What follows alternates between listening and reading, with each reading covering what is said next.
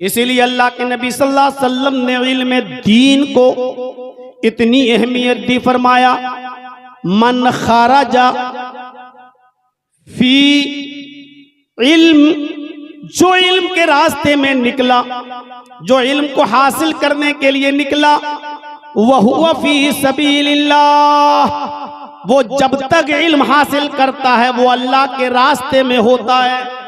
वो जब तक इल्म हासिल करता है वो अल्लाह के रास्ते में होता है, उसको फी सबीलिल्लाह रहने का सवाब मिलता है, वो अल्लाह के रास्ते में है। हत्ता यरजिआ, यहाँ तक कि वो हुसूल इल्म के बाद अपने घर लौट ना आए। ये मदरसों में पढ़ने वाले बच्चे जब तक मदरसों में पढ़ेंगे फी सबीलिल्लाह, ये अल्लाह के रास्ते में हैं, ये अल्लाह के रास्ते में है। और जब ये पढ़कर अपने घर पहुंच जाएंगे, अपने घर लौट जाएंगे, तब तक ये अल्लाह के रास्ते में रहेंगे। इसीलिए अल्लाह के नबी जनाब मोहम्मद रसूलुल्लाह सल्लल्लाहु अलैहि वसल्लम ने इल्म दीन की अहमियत को इस अंदाज से पेश करते हुए फरमाया कि अद्दुनिया मलऊनतुन व मलऊनुम मा फीहा, पूरी की पूरी दुनिया मलऊन है, पूरी की पूरी दुनिया काबिले लानत है, पूरी की पूरी दुनिया मलऊन है। वो मलऊनतुम मा फीहा, और जो कुछ भी इस दुनिया में है सब कुछ मलऊन है, लानत है उस पर, जो कुछ भी दुनिया में है। इल्ला ज़िक्रुल्लाहि ताला व मा वाला, तिर्मिज़ी के अल्फाज, अल्लाह के नबी फरमाते हैं सिर्फ अल्लाह का जिक्र ऐसी चीज है जो काबिल लानत नहीं है, मलऊन नहीं है। वह आलिमन औ मुतअल्लिमन, और इस दुनिया में इल्म हासिल करने वाला आलिम और इल्म हासिल करने वाला मुतअल्लिम यानी सीखने वाला और इल्म दीन सिखाने वाला, इन दोनों को छोड़कर पूरी सारी चीज मलऊन है। यानी हर वो तालीम, हर वो चीज जो आपको अल्लाह से दूर कर दे वो मलऊन है दुनिया की। इससे आप अंदाजा लगा सकते हैं कि इल्म की कितनी अहमियत है, इल्म का कितना बड़ा मकाम है। एक हदीस में अल्लाह के नबी फरमाते हैं इन्नल्लाह व मलाइकतहु व अहलस समावाति वल अर्ज़, अल्लाह भी, फरिश्ते भी और जितनी मखलूक दुनिया में रहती है, अहलस समावाति वल अर्ज़, आसमान वाले भी और जमीन वाले भी, ये सब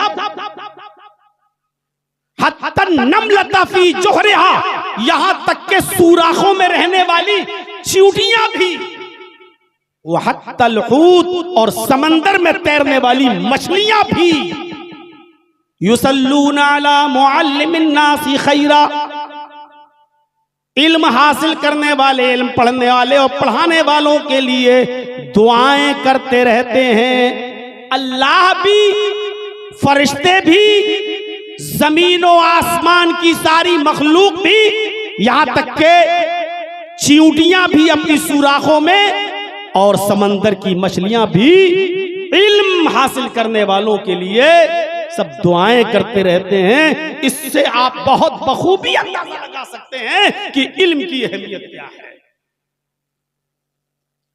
आइए अब थोड़ा सा मैं रुख बदलता हूं आपका।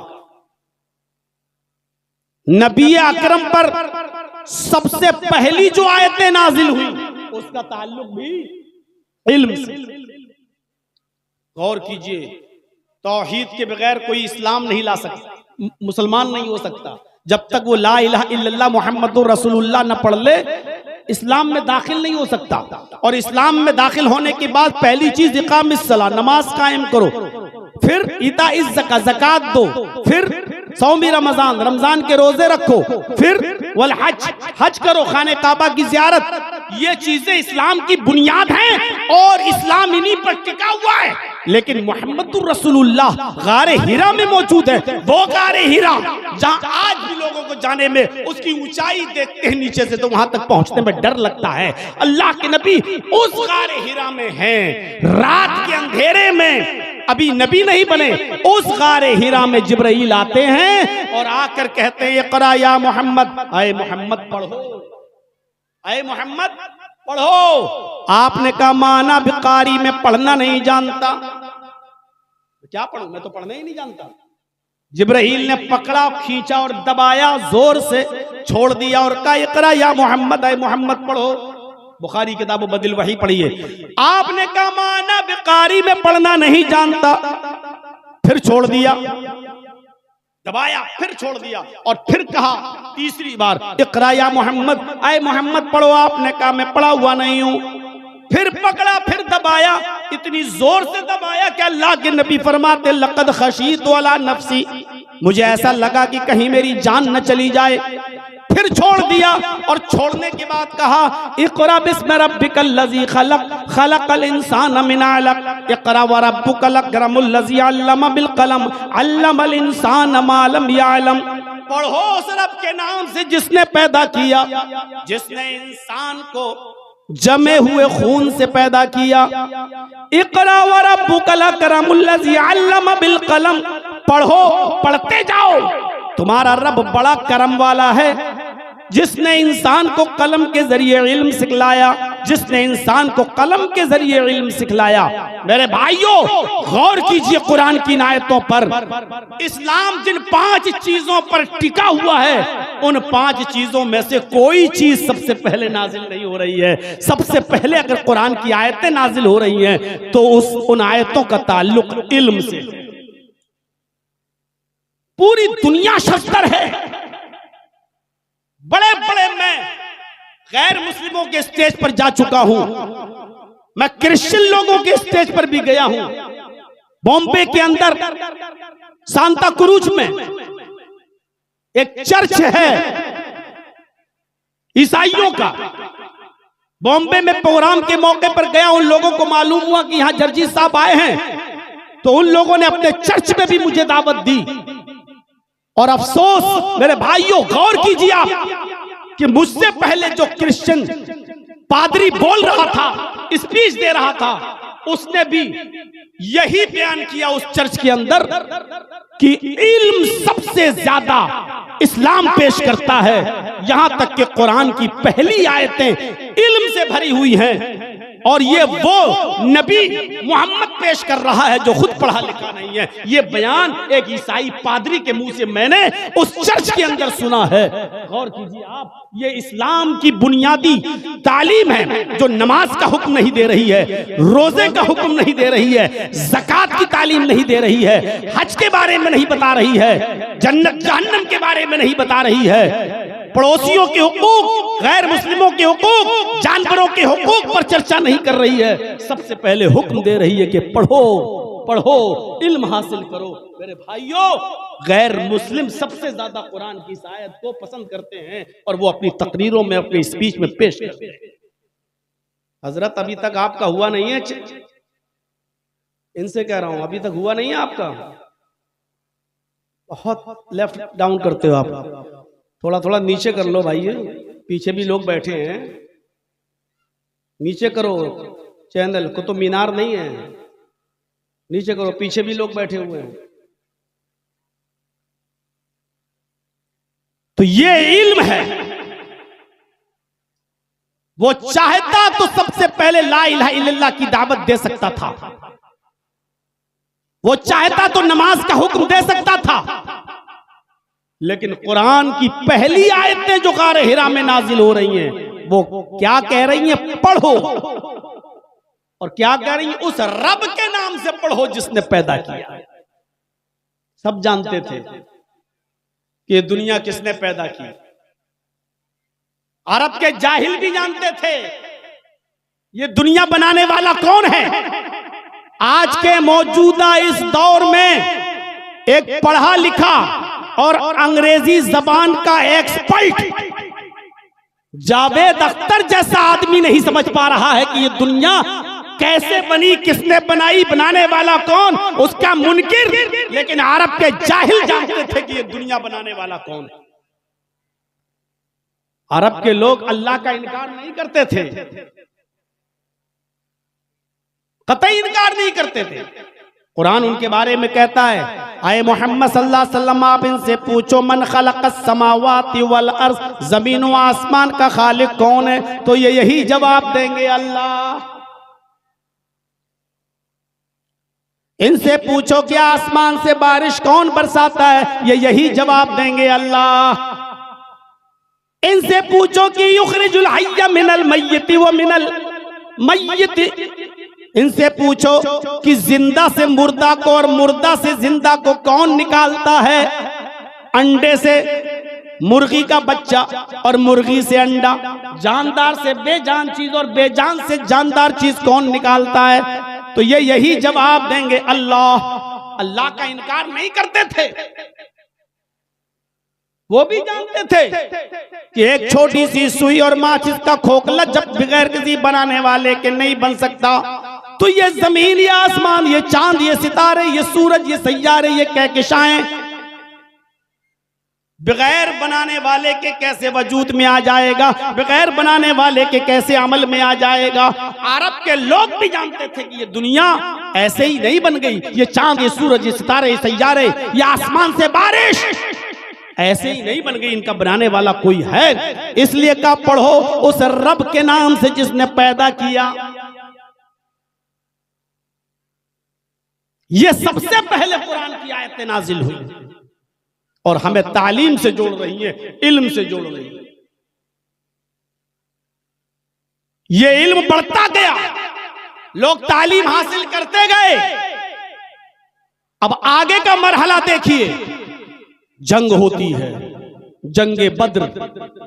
उस जंगे बद्र के अंदर 70 काफिर मारे जाते हैं और 70 ही काफिर कैद किए जाते हैं। अब मैं रुख बदल रहा हूं, दीनी तालीम के बारे में सुन लिया, अब आइए ये दीन ही, यही कुरान और हदीस हमें दुनियावी तालीम की तरफ भी मोड़ रहा है। इसलिए ये कहना कि सिर्फ दीनी तालीम ही का हुक्म है कुरान में, ये गलत है। ये कहना कि सिर्फ इस्लामी तालीम का हुक्म है कुरान और हदीस में, ये गलत है। मेरे भाइयों, आज भी मैं ऐसे बहुत से मदरसों को जानता हूं, पूरा हिंदुस्तान घूमता हूं, बहुत से मदरसों को जानता हूं जहां इंग्लिश पढ़ाई जाती है, ना कुरान और हदीस के अलावा कोई चीज नहीं पढ़ाई जाती है, ना हिंदी है, ना वहां इंग्लिश है, ना मैथ है, कुछ नहीं है वहां, सिर्फ अरबी किताबें, उसका तर्जमा, यही पढ़ाया जाता है।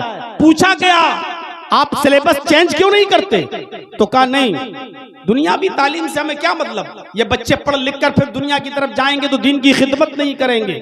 मेरे भाइयों, उन मदरसों से जब बच्चे पढ़कर निकलते हैं और स्टेशन पर जब उनको रिजर्वेशन कराना होता है तो रिजर्वेशन फार्म नहीं भर पाते हैं वो बच्चे अपना फार्म दूसरों को दे देते। 8 साल और 10 साल मदरसे में पढ़ने के बाद भी रिजर्वेशन फार्म नहीं भर पाते। लोग उनको जाहिल समझते हैं कि मदरसे में पढ़ने वाले बच्चे जाहिल हैं। हमारा नजरियाती इख्तिलाफ किसी से हो सकता है, लेकिन शमाइल नदवी जैसे लोग भी मौजूद हैं जो मदरसे से पढ़ के निकले, नदवा के फारिग हैं, लेकिन इंग्लिश में उन्होंने अपने बाप जावेद अख्तर तक को हरा दिया। वो इंग्लिश जिसको फख्र था उस पर, यूएस और यूके जब जाता था जावेद अख्तर, तो वहां के लोग भी उसकी इंग्लिश सुनकर हड़बड़ाते थे और डिक्शनरी खोल के देखते थे कि जावेद अख्तर को इतनी अच्छी इंग्लिश इंडिया में रहने के बाद कहां से आ जाती है। ऐसा पढ़ा लिखा और अंग्रेजी का ज्ञानी और अंग्रेजी जानने वाला आदमी शमाइल नदवी की एक अंग्रेजी नहीं समझ पा रहा है और बार बार पूछ रहा है, साहब ये आप कोई आसान जुमले इस्तेमाल नहीं कर सकते हैं क्या, आप इसको थोड़ा सा आसान जुमलों में नहीं बोल सकते हैं। मैं आपका सही बात तो यह है कि मैं आपकी ये इतनी डिफिकल्ट इंग्लिश समझ नहीं पा रहा हूं। मदरसे के बच्चे जब दुनियावी इल्म हासिल करने पे आते हैं तो दीन के साथ साथ दुनियावी इल्म में भी पुख्ता होते हैं। मेरे भाइयों, हमारा उनसे नजरियाती इख्तिलाफ हो सकता है, लेकिन इस बात में मैं उनसे सहमत हूं कि दीन के साथ साथ दुनियावी इल्म भी हासिल करना इंतहाई जरूरी है। और हमें अपने मुल्क में रहना है तो दीन के साथ साथ दुनिया को भी लेकर चलना पड़ेगा। कुरान हमें कहीं नहीं रोकता है कि दीन के साथ साथ आप दुनिया भी इल्म हासिल न करें, बल्कि अल्लाह ने फरमाया आखिरत भी मांगो और दुनिया भी मांगो। ये नहीं कहा, दुनिया को मलून कह दिया, लेकिन ये नहीं कहा कि दुनिया को छोड़ दो, बल्कि कहा कि दुनिया में भी बहुत सी अच्छी चीजें हैं, उनको लो, पकड़ो, हासिल करो। एक दुआ सिखलाई अल्लाह ने जिन लोगों ने उम्रा किया होगा उनको मालूम होगा कि मुस्तलजिम से लेकर हजरे अस्वद जहां मौजूद है, इस कोने से लेकर इस कोने तक हजरे अस्वद तक आते वक्त जोर से हर आदमी को यही दुआ पढ़ना पड़ती है, चाहे वो उम्रा करने गया हो चाहे वो हज करने गया हो, उसको ये दुआ पढ़ना पड़ती है, रब्बना आतिना फिद दुनिया हसनतन व फिल आखिरति हसनतन व क़िना अज़ाबन नार। रब्बना आतिना फिद दुनिया हसनतन व फिल आखिरति हसनतन व क़िना अज़ाबन नार। ऐ हमारे रब, हमें तू दुनिया की अच्छाइयां अता फरमा और आखिरत की अच्छाइयां भी अता फरमा, आखिरत की भलाइयां भी अता फरमा, व क़िना अज़ाबन नार, और हमको जहन्नम के अजाब से बचा ले, हमको जहन्नम के अजाब से नजात अता फरमा। अल्लाह ने तो दुआ सिखलाई बाकायदा कि दुनिया भी हासिल करो और आखिरत की तमन्ना भी करो। अल्लाह आखिरत की भलाइयां अता फरमा, आतिना फिद दुनिया हसना, और दुनिया की भलाइयां भी अता फरमा, और इसको दुआ करार दिया, ये दुआ मांगा करो। आप दुनिया के बगैर आखिरत नहीं बना सकते। वो मौलवी होंगे जो कहते होंगे दुनिया छोड़ दो, दुनिया से बिल्कुल कतई ताल्लुक हो जाओ। अरे आप बगैर दुनिया के चल ही नहीं सकते, लेकिन दुनिया को जरूरत के तहत इस्तेमाल करो। मैं इसकी एक मिसाल देता हूं, आपकी अकल में आएगी वो मिसाल। आपके पास झोंपड़ी है, घर नहीं है रहने के लिए, सऊदीया चले गए, दुबई चले गए, गल्फ कंट्री चले गए, 5-6 साल वहां काम किया, आपने कमाया, मेहनत करके लाए, अब आपको लगा कि अब हमारे पास पैसा हो गया, घर बनवाओ।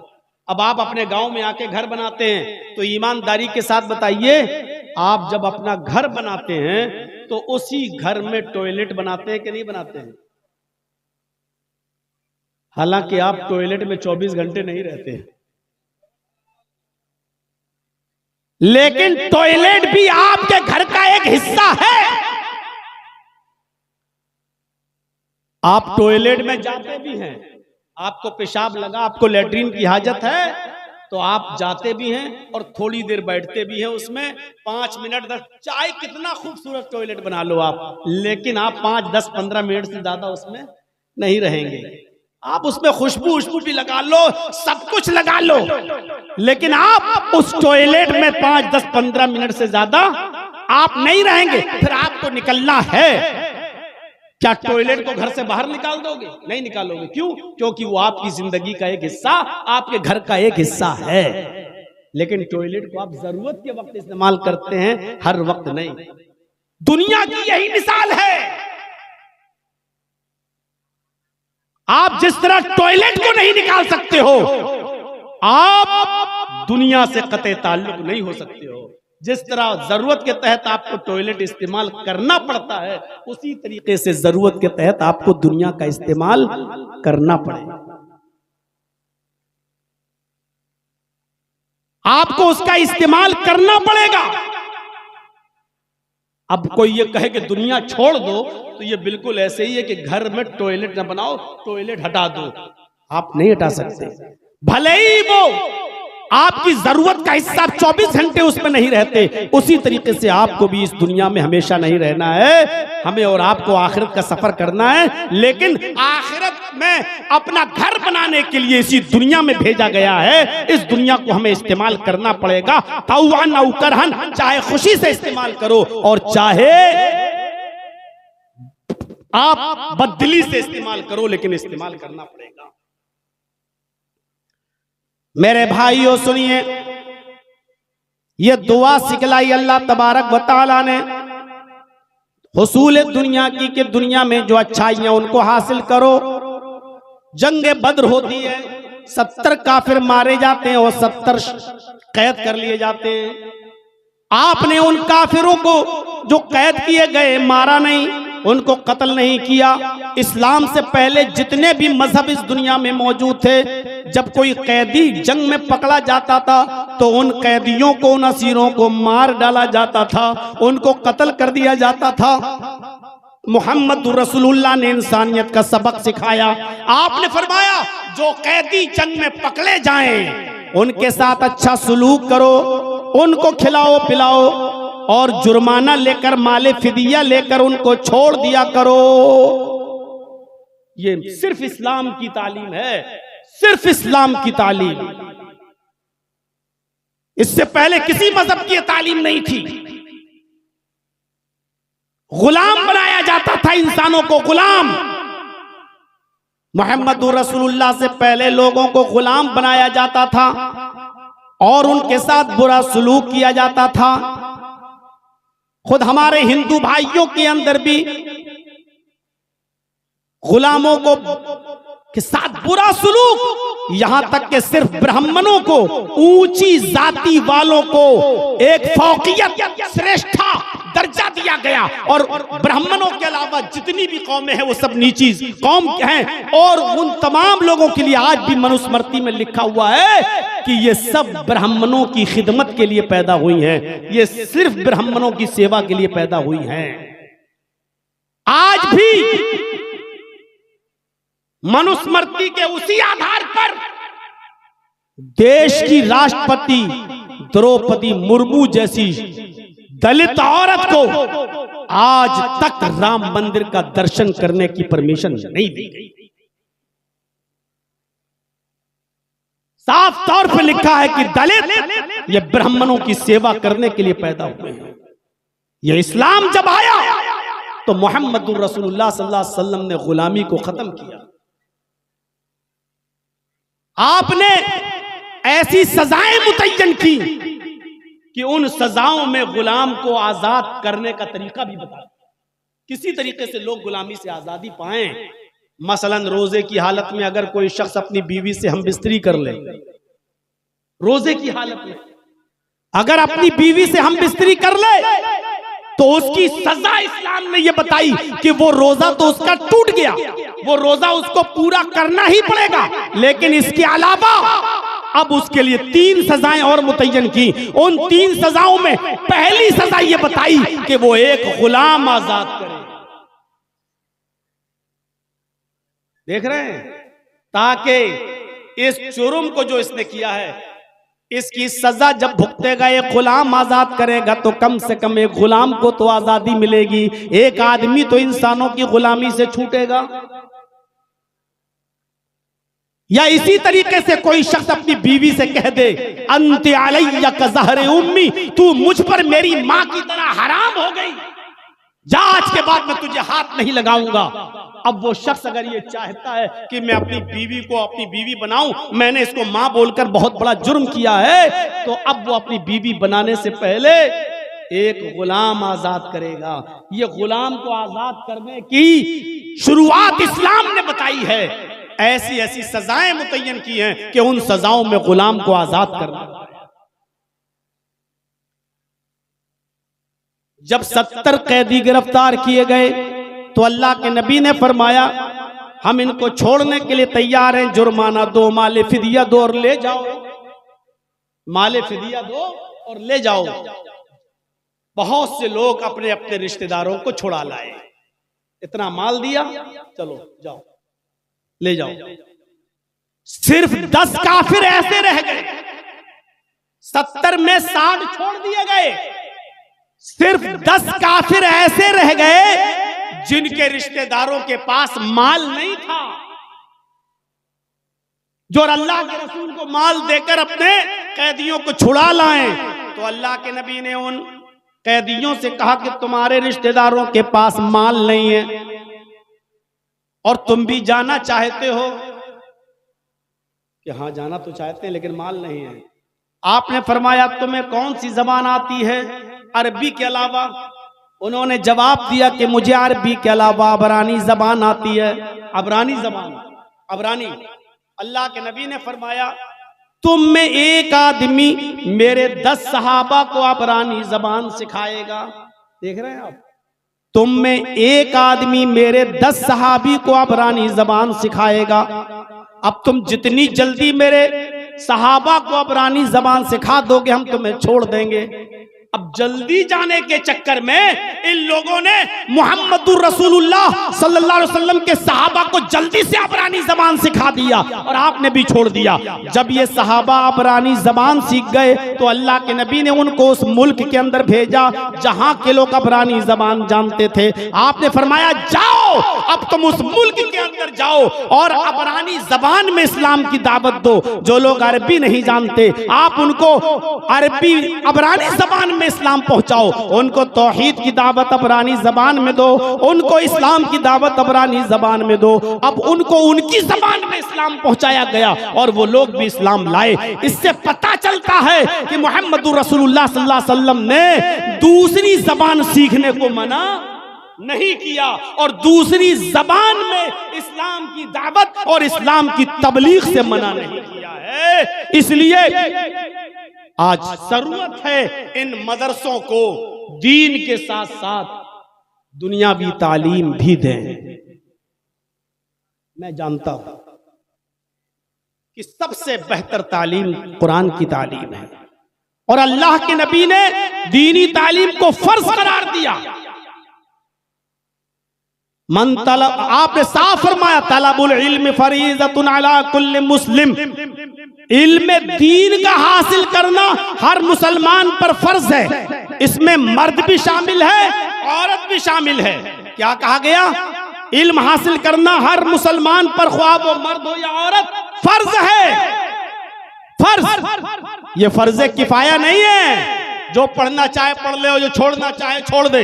मौलाना किफायतुल्लाह सनाबली की बाकायदा तहकीक है इस मसले पर कि उन्होंने लिखा कि ये फर्ज ऐन है। जैसे नमाज फर्ज है, रोजा फर्ज है, हज फर्ज है, ज़कात फर्ज है, इसी तरीके से हर मुसलमान के लिए इल्म दीन हासिल करना, उसकी जरूरी तालीमात को हासिल करना, जरूरी दीन सीखना, जरूरत के मुताबिक, जरूरत के तहत, जरूरत बकद्र जरूरत इल्म दीन हासिल करना भी हर मुसलमान पर, चाहे वो मर्द हो या औरत, फर्ज। और आप जानते हैं कि इसमें कुरान सबसे आला किताब, यही वो किताब है। पहले इल्म दीन हासिल करने से पहले आपको इस कुरान की हैसियत, इसकी हक्कानियत, इसकी आज़मत को समझना पड़ेगा। दुनिया के सारे मजहब उठा लो, हिंदू धर्म, ईसाई धर्म, यहूदी मजहब, कोई भी मजहब उठा लो और चैलेंज के साथ उन लोगों से पूछो कि वो अपनी किताबों में ये बताएं, सिर्फ ये बताएं कि वो कैसी किताब है। बाइबिल से पूछो, आए बाइबिल, इंजील बता तू कैसी किताब है, इंजील नहीं बताएगी। जबूर से पूछो, आए जबूर तू कैसी किताब है, जबूर नहीं बताएगी। आप हिंदू धर्म की किताबों से पूछो, वेदों से पूछो, आए वेद बता तू कैसी किताब है, वेद नहीं बताएगा। आप सवाल करिए, पढ़ जाइए पूरी बाइबिल, पढ़ जाइए इंजील, पढ़ जाइए जबूर,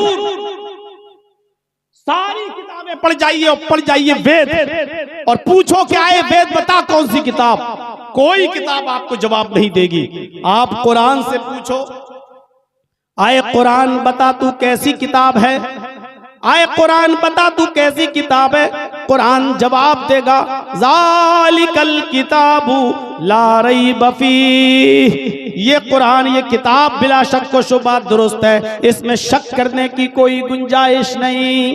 ये कुरान आपको जवाब देगा। आप दूसरी किताबों से सवाल करो, आए किताबों तुम किन लोगों के लिए उतारी गई हो, किन लोगों के लिए भेजी गई हो, पूरी इंजील पढ़ जाओ जवाब नहीं मिलेगा, पूरा जबूर पढ़ जाओ जवाब नहीं मिलेगा, वेद पढ़ जाओ जवाब नहीं मिलेगा।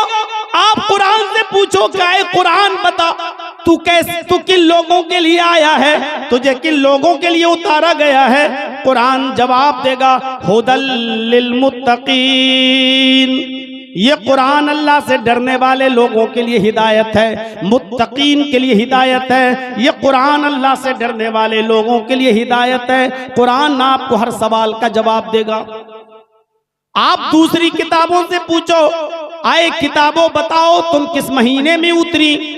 अल्लाह की कसम इंजील नहीं बताएगी कि वो किस महीने में उतरी, ज़बूर जवाब नहीं देगी कि वो किस महीने में उतरी। हिंदू भाई अपने वेदों को पढ़ के नहीं बता पाएंगे कि वो किस महीने में उतरे हैं, किस महीने में नाजिल हुए हैं, या वेद व्यास जी ने उनको किस महीने में लिखा है, नहीं बता पाएंगे। आप मुसलमानों से पूछो, कुरान से सवाल करो, आए कुरान बता तू किस महीने में नाजिल हुआ, किस महीने में उतारा गया, तो कुरान आपको इस बात का जवाब देता हुआ नजर आएगा। शहरु रमज़ान अल्लज़ी उन्ज़िला फ़ीहिल कुरआन, रमजान का महीना वो बाबरकत महीना है जिस महीने के अंदर कुरान नाजिल किया गया है। कुरान आपको इस बात का जवाब देता हुआ नजर आएगा। आप दूसरी किताबों से पूछो, आए किताबों तुम किस रात में नाजिल हुई हो, दिन में हुई हो या रात में। न ज़बूर बताएगी, न इंजील बताएगी, न वेद बताएगा, न गुरु ग्रंथ बताएगा, न जैनिज्म बताएगा। दुनिया की सारी किताबें खामोश, किसी के पास जवाब नहीं। कुरान से पूछो, है कुरान तू दिन में नाजिल हुआ या रात में नाजिल हुआ, कुरान जवाब देगा लैलतुल क़द्री खैरुम मिन अल्फी शहर।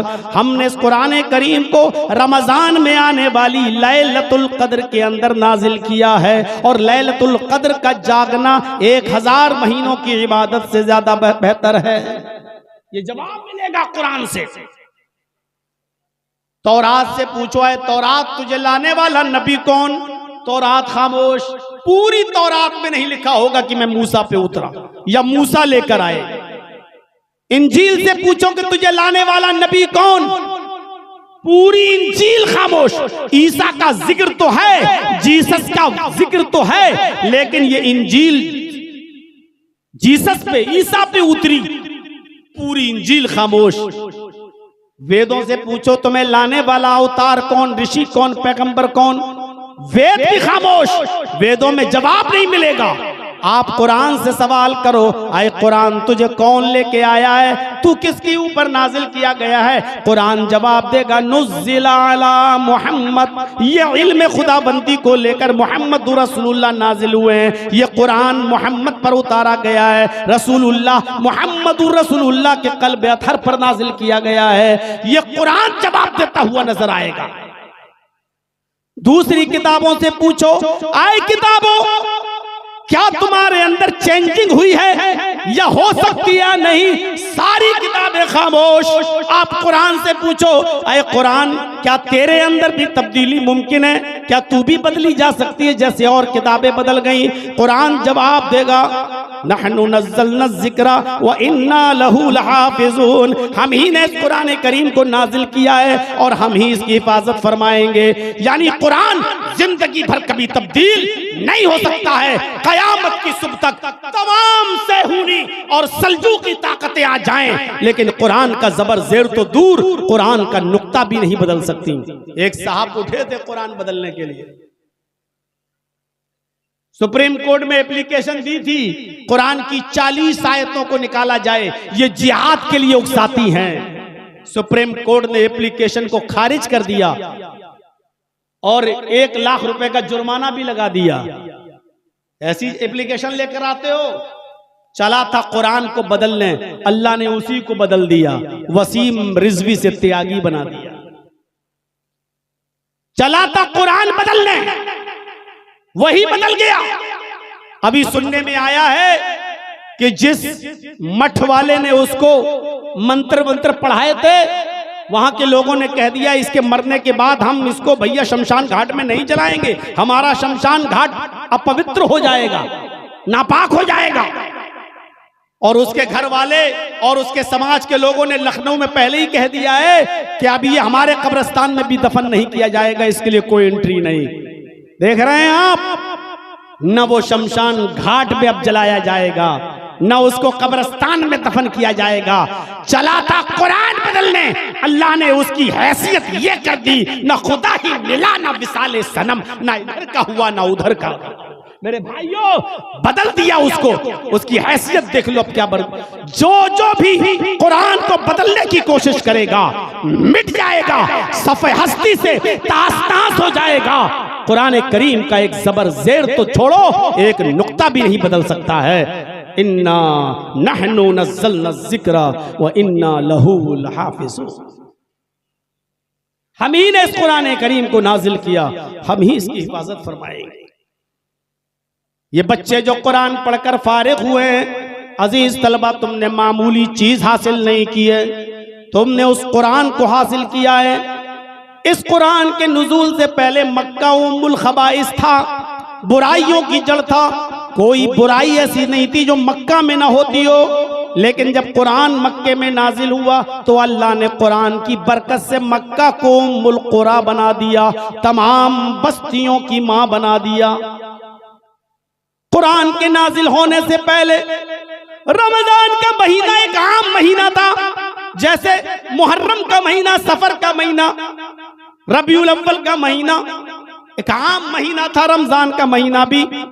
लेकिन जब अल्लाह ताला ने कुरान को रमजान के महीने में नाजिल किया तो कुरान के नुज़ूल की बरकत से अल्लाह ने रमजान के महीने को सैयदुश शुहूर बना दिया, तमाम महीनों का सरदार। शहरु रमजान अल्लज़ी उन्ज़िला फ़ीहिल कुरान। आप और दिनों में नमाजें पढ़िए, एक नमाज का सवाब 10 नमाज के बराबर, रमजान में 1 रकात का सवाब 70 रकात के बराबर। अल्लाह ने रमजान के महीने की इबादतों को बढ़ा दिया, इसलिए कि इस महीने के अंदर कुरान नाजिल हुआ। कुरान जिस महीने में नाजिल हुआ अल्लाह ने उसको सैयदुश शुहूर बना दिया। कुरान जिस शहर में नाजिल हुआ अल्लाह ने उसको उम्मुल कुरा बना दिया। कुरान रमजान के जिस महीने की जिस रात में नाजिल हुआ अल्लाह ने उस रात को भी मामूली रात नहीं रहने दिया। एक रात का जाग लेना 83 या 84 साल की इबादत से बढ़कर, ये कुरान की बरकत, ये कुरान का करिश्मा, ये कुरान की खैर व बरकत है मेरे भाइयों। ये कुरान जो जिब्रील लेके आए, जिब्रील तौरात भी लाए, इंजील भी लाए, ज़बूर भी लाए, लेकिन जिब्रील का मकाम आम फरिश्ते की तरह था। जिब्रील का दर्जा कोई नहीं था, बस वो भी एक आम फरिश्ता थे। लेकिन जब कुरान लेकर आए और मुहम्मदुर रसूलुल्लाह के क़ल्ब अथर पर नाजिल किया गया तो कुरान की बरकत से अल्लाह ने जिब्रील को सैयदुल मलाइका बना दिया, तमाम फरिश्तों का सरदार बना दिया। अब जिब्रील मामूली फरिश्ता नहीं रहे, बल्कि अल्लाह ताला ने सैयदुल मलाइका बना दिया, तमाम फरिश्तों का सरदार बना दिया। कुरान जिस नबी के ऊपर उतरा अल्लाह ने उस नबी को इमामुल अंबिया, तमाम पैगंबरों का इमाम बना दिया, तमाम पैगंबरों का इमाम। और शॉर्ट में एक जुमला कह दूं, कुरान जो पढ़ते हैं या कुरान जो पढ़ाते हैं दुनिया की सबसे बेहतरीन मखलूक। अल्लाह के रसूल ने कहा खैरुकुम मन तअल्लमल कुरान व अल्लमह, तुम में सबसे बेहतर लोग वो हैं, सबसे अच्छे लोग वो हैं जो कुरान को खुद सीखते हैं और दूसरों को सिखाते हैं। सीखने वाले भी सबसे अच्छे और सिखाने वाले भी सबसे अफजल। गौर करो इस सफ़े हस्ती पर। बहुत से लोग केमिस्ट्री भी पढ़ाते हैं, फिजिक्स भी पढ़ाते हैं, बायो भी पढ़ाते हैं, साइंस भी पढ़ाते हैं, मैथ भी पढ़ाते हैं, उनसे कोई शिकायत नहीं है मेरे भाइयों। आप गलत नहीं करते हैं, अच्छी बात है, लेकिन दुनिया के सबसे बेहतर इंसान वो हैं जो कुरान सीखते भी हैं और सिखाते भी हैं। इसलिए कि जो कुरान सीखेगा, जो सिखाएगा, उसका ऑटोमेटिकली ताल्लुक उसका कांटेक्ट फिजिक्स से भी होगा, केमिस्ट्री से भी होगा, फलकियात से भी होगा, बायो से भी होगा, साइंस से भी होगा, मैथ से भी होगा, क्योंकि कुरान तमाम उलूम का सरचश्मा है। सारे उलूम कुरान से निकलते हैं मेरे भाइयों। एक मैथ का जानकार जब कुरान पढ़ता है तो पूरा कुरान उसको मैथमेटिक्स की किताब नजर आती है। एक साइंस का जब कुरान पढ़ता है तो उसको पूरा कुरान साइंस की किताब नजर आती है। एक बायो पढ़ने वाला जब कुरान को पढ़ता है तो उसको पूरा कुरान बायो नजर आता है। मेरे भाइयों, कुरान सारे उलूम का सरचश्मा है। जिसने पढ़ा इज़ समाउन फतरत, जब आसमान फट जाएगा तो माहिर फलकियात ने रिसर्च करके कहा कि कुरान बिल्कुल सच्ची किताब है, एक दिन आसमान फटेगा। जिस साइंटिस्ट ने पढ़ा, कुरान में लिखा इज़ा शम्सु कुव्विरत, जब सूरज को लपेट दिया जाएगा। सूरज को लपेटने का मतलब सूरज की गर्मी को लपेटना, यानी धीरे धीरे सूरज लपेट दिया जाएगा, यानी उसकी रोशनी कम होती चली जाएगी, कम। और आज भी साइंस यही कहती है कि सूरज की गर्मी धीरे धीरे कम हो रही है। और जितनी गर्मी सूरज की कम होती है, जमीन अपने ऊपर इंसानों को जिंदा रखने के लिए, अनाज और गल्ले को जिंदा रखने के लिए सूरज की मकनातीसी कशिश इस जमीन को उतना अपने ऊपर खींच लेती है। देख रहे हैं आप, ये आज की साइंस कह रही है। सूरज जितनी गर्मी कम करता है, जमीन उतनी गर्मी हासिल करने के लिए सूरज की मकनातीसी कशिश, सूरज की चुंबक वाली कशिश जमीन को अपने ऊपर खींच लेती है। एक दिन सूरज की गर्मी कम होते होते जब कब होती जाएगी और जमीन ऊपर की तरफ बढ़ती जाएगी, और एक दिन ऐसा आएगा कि सूरज की गर्मी बिल्कुल कम हो जाएगी और जमीन ऊपर होते होते इतने ऊपर पहुंच जाएगी कि सूरज और जमीन के दरमियान सिर्फ 1 मील का फासला रह जाएगा। इसी को अल्लाह के नबी ने फरमाया, तकूनु शम्सु यौमल क़यामत का मिक़दार मील, क़यामत के दिन ये सूरज 1 मील के फासले पर होगा। सूरज अपनी गर्मी धीरे धीरे कम करता जा रहा है और सूरज की मकनातीसी कशिश इस जमीन को धीरे धीरे ऊपर की तरफ खींचती जा रही है। ये आज की साइंस ने रिसर्च करके बता दिया। 1400 साल पहले कुरान ने जो कहा था, आज माहिरीन फलकियात इस नतीजे पर पहुंच रहे हैं कि कुरान बिल्कुल सच्ची किताब है।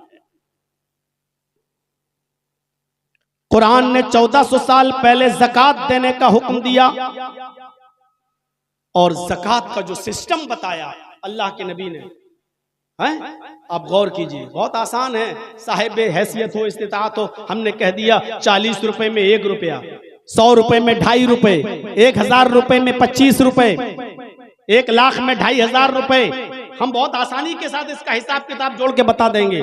लेकिन अगर कल अल्लाह ताला अडानी को या अंबानी को इस्लाम की दौलत से माला माल कर दे, तो बताइए इसकी कितनी ज़कात निकलेगी? जरा कोई जाहिल जोड़ के बताए। अब अडानी जी की करोड़ों अरबों खरबों तो है नहीं, कितनी है ये आप अंदाजा लगा सकते हैं।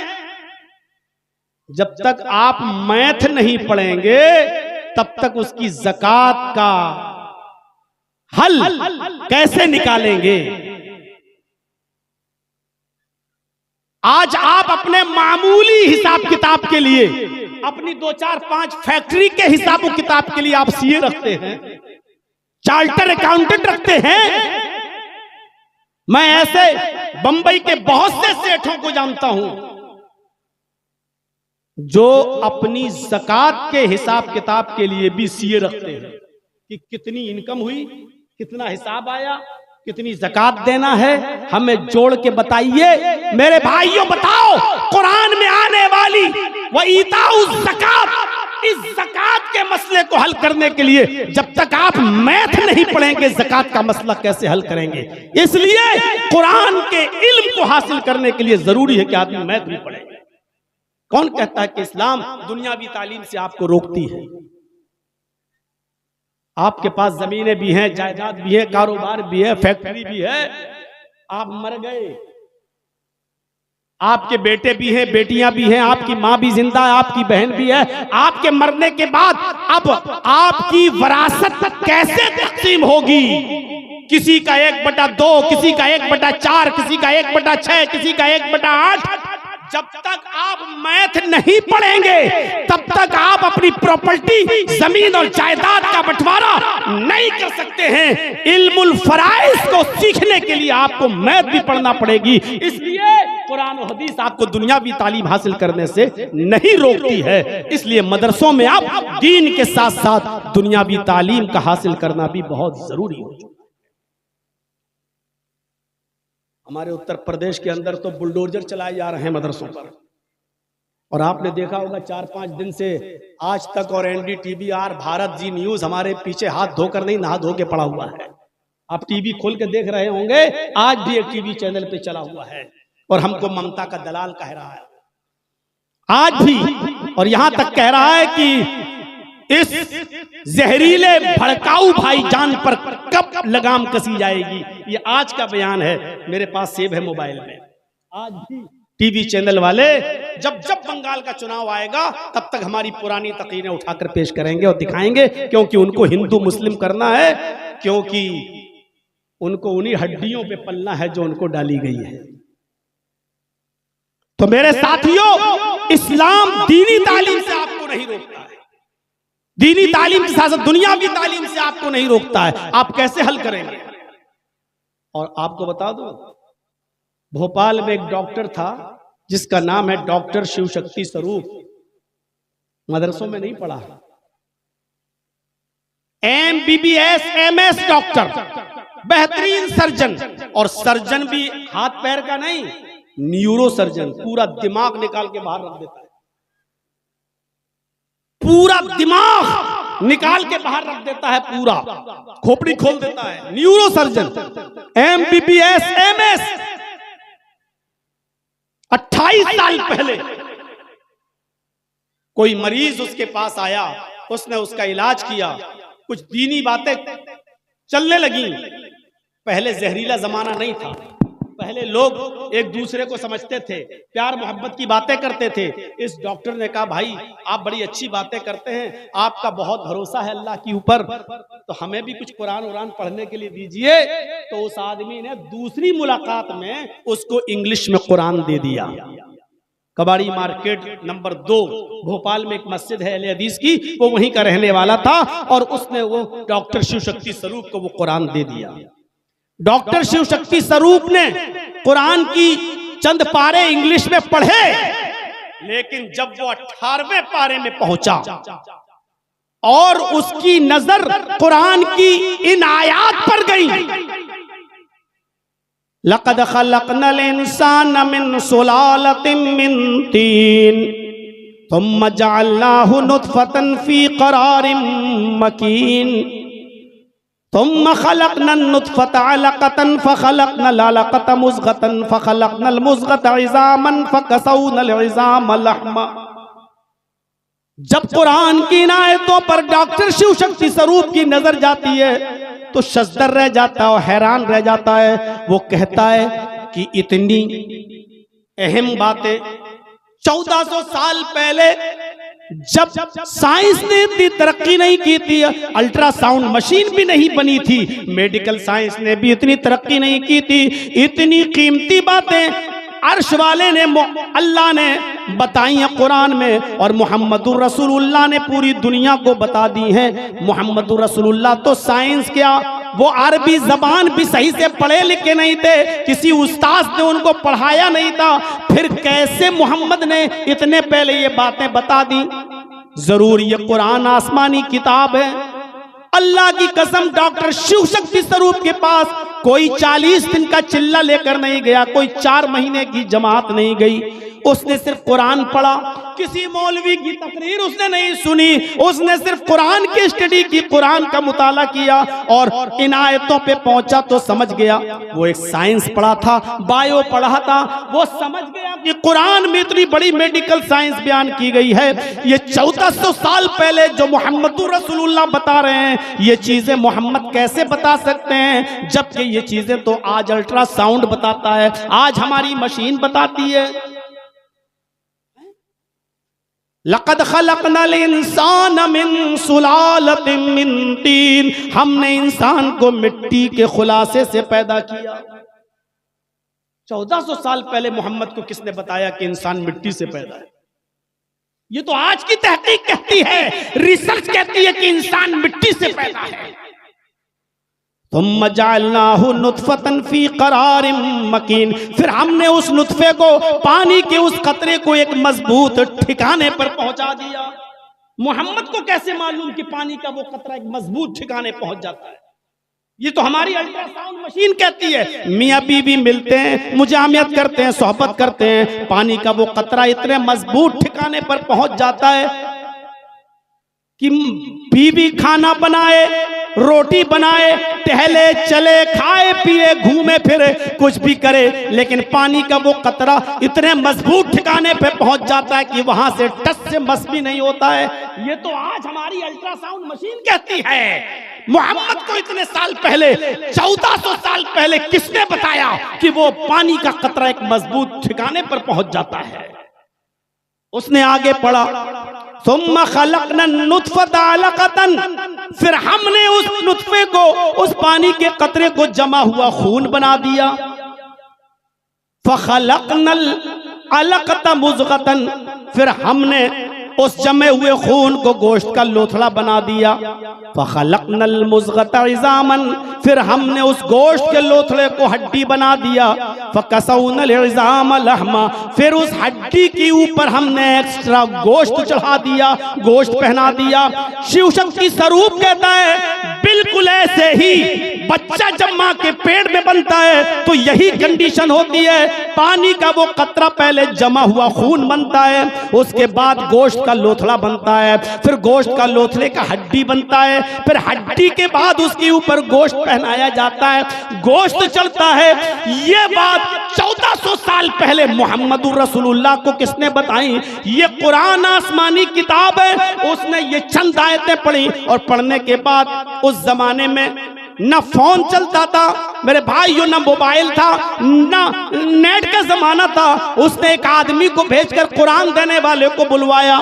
जब कुरान देने वाला उसके पास पहुंचा मेरे भाइयों, तो उसने कहा कि हम इस कुरान पर ईमान ले आए हैं और हम इस किताब को आसमानी किताब मानते हैं और इस किताब के लाने वाले मोहम्मदुर रसूलुल्लाह पर ईमान लाने के लिए तैयार हैं। वो इज्जत के साथ कबाड़ी मार्केट की मस्जिद नंबर गली मार्केट नंबर 2 में अहले हदीस मस्जिद में जाने के बाद वो डॉक्टर इस्लाम कबूल कर लेता है, कलमा पढ़ लेता है, ला इलाहा इल्लल्लाह मुहम्मदुर रसूलुल्लाह का इकरार कर लेता है, इस्लाम ले आता है। आज उस डॉक्टर का नाम इस्लामुल हक है। उसकी बीवी भी इस्लाम लाई, उसका नाम खदीजा है। उसकी बेटी भी अब एमएस कर रही है, डॉक्टर बन चुकी, एमबीबीएस कर चुकी, एमएस कर रही है। उसकी बेटी आखिरी साल है, लेकिन मजाल कि वो ऐसी बेपर्दगी के साथ चली जाए। स्कूटी चलाती जरूर है, लेकिन हाथों में ग्लव्स, पैरों में सॉक्स, चेहरे जिस्म पर आबा, चेहरा छिपा। आज भी वो इसी हाल में अपने भोपाल के कॉलेज में इसी कंडीशन में बैठती है। उसके ऊपर भी हिजाब का मुद्दा उठा, लेकिन उसने हाई कोर्ट से आदेश ले लिया है कि नहीं, जिस लिबास में इसकी आजादी है, ये जिस तरह जिस देश में आना चाहे इसको कोई नहीं रोक सकता है। उसके पास हाई कोर्ट का आदेश है। हमारी लड़कियां क्या पर्दा करेंगी? इन जलसों में भी जाओ तो जलेबियां खरीदती हुई नजर आएंगी और बुर्का भी होगा उनके पास, अबा भी होगा उनके पास, चूड़ियां भी खरीदती हुई नजर आएंगी। मेरे प्यारे साथियों, कहना यह चाहता था कि कोई जरूरी नहीं कि मदरसों में पढ़कर ही कोई अच्छा इल्म हासिल करे और वही लोगों को इस्लाम की दावत देगा। नहीं, डॉक्टर शिव शक्ति स्वरूप ने कुरान पढ़ा, इंग्लिश जानता था, बायो पढ़ा था, साइंस पढ़ा था, इसलिए अच्छी तरीके से समझ गया। तो एक साइंस पढ़ने वाला कुरान जब पढ़ता है तो उसको पूरे कुरान में साइंस नजर आती है। एक मैथ पढ़ने वाला जब कुरान को पढ़ता है तो उसको पूरा कुरान मैथ नजर आता है। फिजिक्स पढ़ने वाला जब कुरान को पढ़ता है तो उसको पूरा कुरान फिजिक्स नजर आता है। केमिस्ट्री पढ़ने वाला जब कुरान को पढ़ता है तो उसको पूरा कुरान केमिस्ट्री नजर आता है। मेरे भाइयों, अंदाजा लगाइए, इसीलिए अल्लाह के नबी ने फरमाया खैरुकुम मन तअल्लमल कुरान व अल्लमा, दुनिया में सबसे बेहतर लोग वो हैं जो कुरान को पढ़ते हैं और पढ़ाते हैं, सीखते हैं और सिखाते हैं। इसलिए कि कुरान तमाम उलूम का सरचश्मा है, तमाम उलूम का सरचश्मा। हमें कुरान के इल्म में मजबूती हासिल करना है और इसीलिए दीनी तालीम लड़कों के साथ साथ लड़कियों को भी जरूरी है और लड़कियों को भी दीन के साथ साथ दुनियावी तालीम से भी नवाजिए। अल्लाह के नबी सल्लल्लाहु अलैहि वसल्लम, बुखारी पढ़ेंगे आप तो आप मर्दों को जब खिताब करते थे तो अल्लाह के रसूल ने लेडीज के लिए, ख्वातीन के लिए भी हफ्ते में एक दिन मुतय्यन कर रखा था, और आप ख्वातीन में जाते थे और उनको नसीहतें किया करते थे, उनको दीन सिखलाया करते थे।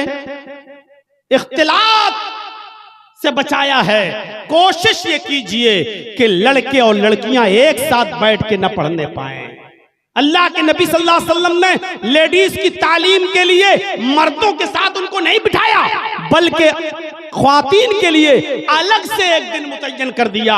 हफ्ते में एक दिन हम तुम्हें भी दीन सिखलाएंगे, इल्म बताएंगे, इल्म सिखाएंगे। मक्के में तालीम का दौर शुरू हुआ ज़ैद इब्ने अरकम के घर से। ये मक्के में पहला स्कूल था जो सिर्फ स्कूल की शक्ल थी इसकी।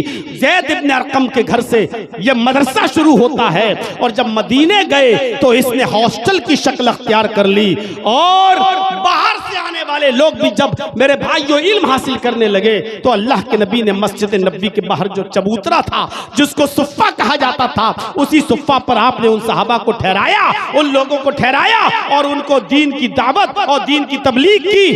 ये सुफ़ा एक हॉस्टल की शक्ल अख्तियार कर गया। तो मेरे भाइयों, इल्म से जुड़िए, जोड़िए।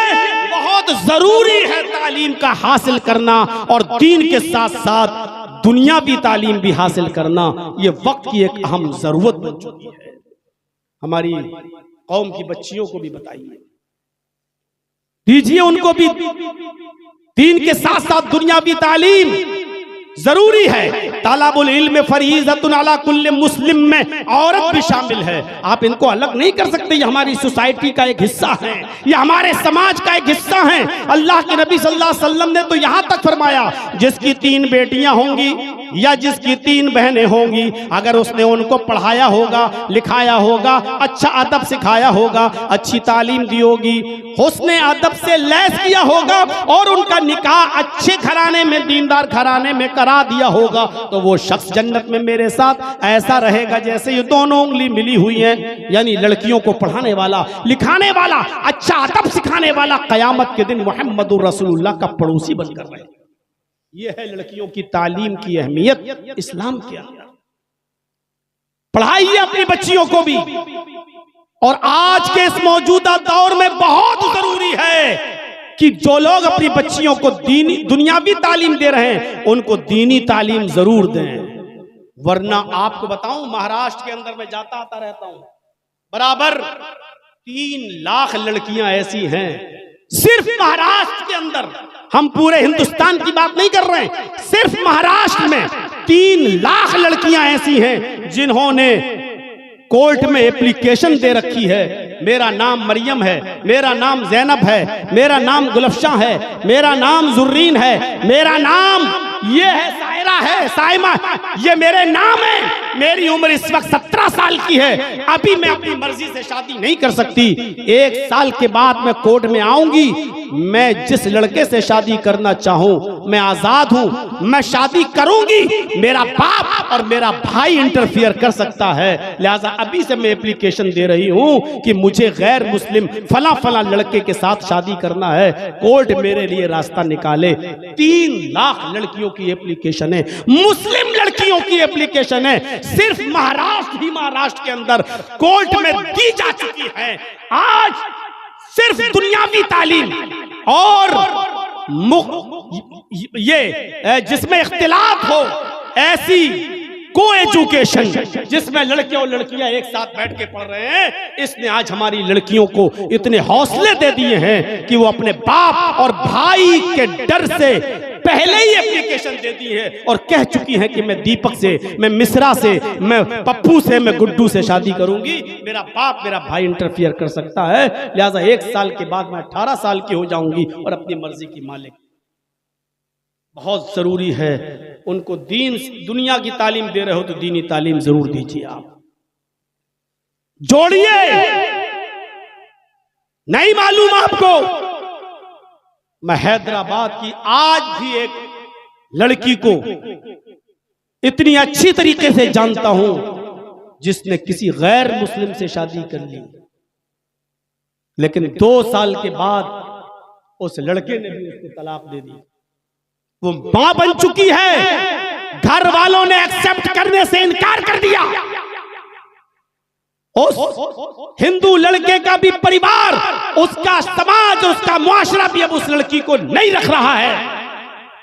उस लड़की का बाप चर्चित से मिल चुका है हैदराबाद के अंदर।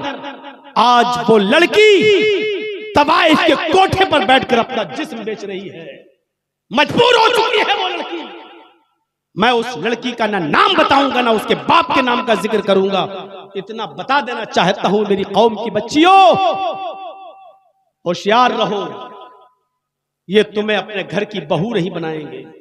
होशियार रहो, इनका इरादा सिर्फ तुम्हारे जिस्मों से खेलकर एक मुद्दत तक इस्तेमाल करके बेयारो कार छोड़ देने का है। तुम्हारा मजाक बनाया जाएगा, तुम्हें तुम्हारा बाप भी एक्सेप्ट नहीं करेगा और तुम्हें वो समाज भी एक्सेप्ट नहीं करेगा जो आज तक अपने दलित समाज को एक्सेप्ट करके हिंदू न कह सका हो, वो आपको हिंदू समाज में एक्सेप्ट करेगा।